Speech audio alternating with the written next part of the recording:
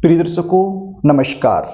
मैं पंडित G S Kaushik आपका स्वागत करता हूं आपके अपने YouTube channel GK astro tips में। सबसे पहले आप सभी को मेरी तरफ से दीपावली महापर्व की ढेर सारी शुभकामनाएं।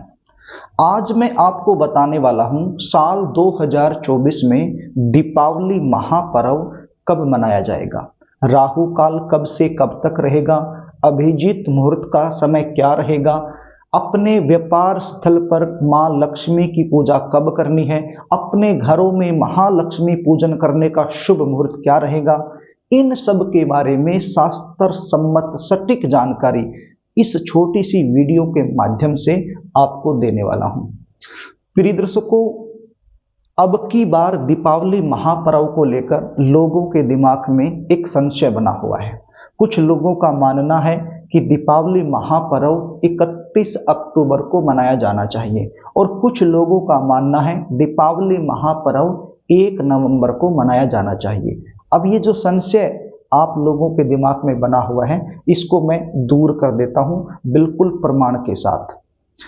हमारे शास्त्रों में एक बात साफ साफ लिखी हुई है, दीपावली महापर्व उसी दिन मनाया जाना चाहिए जिस दिन प्रदोष काल अमावस्या तिथि को छूता हो, यानी कि प्रदोष काल के अंदर अमावस्या तिथि बन रही हो। अब यहां पर 31 अक्टूबर को और 1 नवंबर को दोनों दिन ही प्रदोष काल में अमावस्या तिथि बन रही है। अब फिर समस्या कि कौन से दिन मनाएं।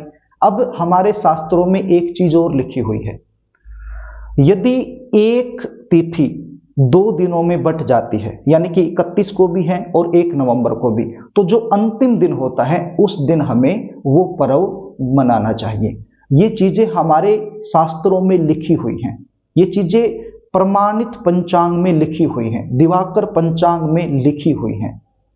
तो मन का जो संशय है वो समाप्त हो जाता है।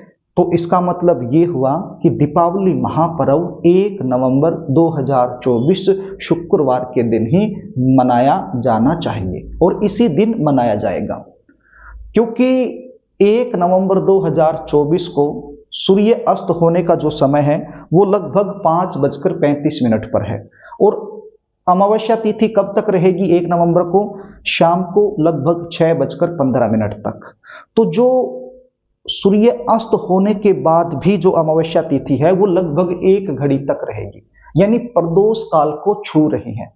तो यही सबसे अच्छा दिन बनता है, यही उचित है। 1 नवंबर 2024 को ही दीपावली महापर्व मनाया जाएगा और अयोध्या में जो हमारे रामलला जी का मंदिर बना हुआ है, तो वहां के जो आचार्य हैं उनका भी यही मानना है, वहां पर भी दीपावली महापर्व 1 नवंबर को ही मनाया जाएगा। अब बात कर लेते हैं अभिजीत मुहूर्त की। दीपावली महापर्व के दिन यानी कि 1 नवंबर 2024 के दिन अभिजीत मुहूर्त कब से कब तक रहेगा, आप इसको नोट कर लीजिए। सुबह में 11:45 पर शुरू होगा और दोपहर में 12:30 तक रहेगा। अभिजीत मुहूर्त भगवान हरि को अति प्रिय है। अभिजीत मुहूर्त में किया गया कोई भी कार्य, की गई कोई भी पूजा तुरंत सफल हो जाती है। तो आप यदि व्यापारी हैं या फिर दुकानदार हैं, आपके पास कोई कंपनी है, यानी कि आपका जो व्यापार स्थल है, यदि वहां पर आपने महालक्ष्मी की पूजा करनी है तो आपने अभिजीत मुहूर्त में ही कर लेनी चाहिए। यदि अभिजीत मुहूर्त में करना संभव नहीं है तो कोई बात नहीं, पूरा दिन शुभ है, किसी भी समय आप कर सकते हो, लेकिन राहु काल में भूल कर भी नहीं करनी है। अब ये राहु काल का समय क्या रहेगा? राहु काल का जो समय है वो सुबह 10:30 पर शुरू होगा और दोपहर में 12 बजे तक रहेगा। तो ये 1.5 घंटा राहु काल का है। इस राहु काल में आपने भूल कर भी मां लक्ष्मी की पूजा नहीं करनी है, या किसी भी चीज की आप शुरुआत करना चाहते हो वो शुरुआत आपने इस राहु काल में नहीं करनी है, इस राहु काल को आपने छोड़ देना है। अब बात करते हैं अपने घरों में सायंकाल में जो महालक्ष्मी का पूजन हम करते हैं उसका शुभ मुहूर्त क्या रहेगा। प्रिय दर्शकों, अब की बार बहुत ही अच्छा मुहूर्त आप लोगों को मिल रहा है, आप नोट कर लीजिए। शाम को 5:36 पर शुरू हो जाएगा और 8:20 तक रहेगा।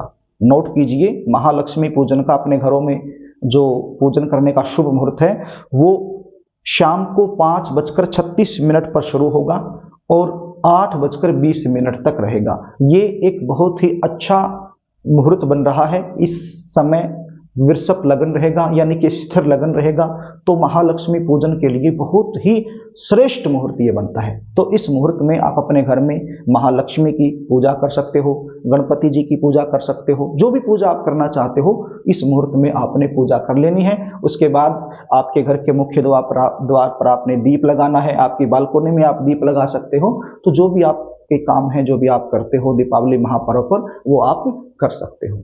तो प्रिय दर्शकों, ये छोटी सी जानकारी मैंने सोचा कि मेरे जो भी दर्शक हैं मैं उन तक पहुंचाऊं, ताकि उनके दिमाग में यदि दीपावली महापर्व को लेकर के कुछ भी समस्या चला हुआ है तो वो दूर हो जाए।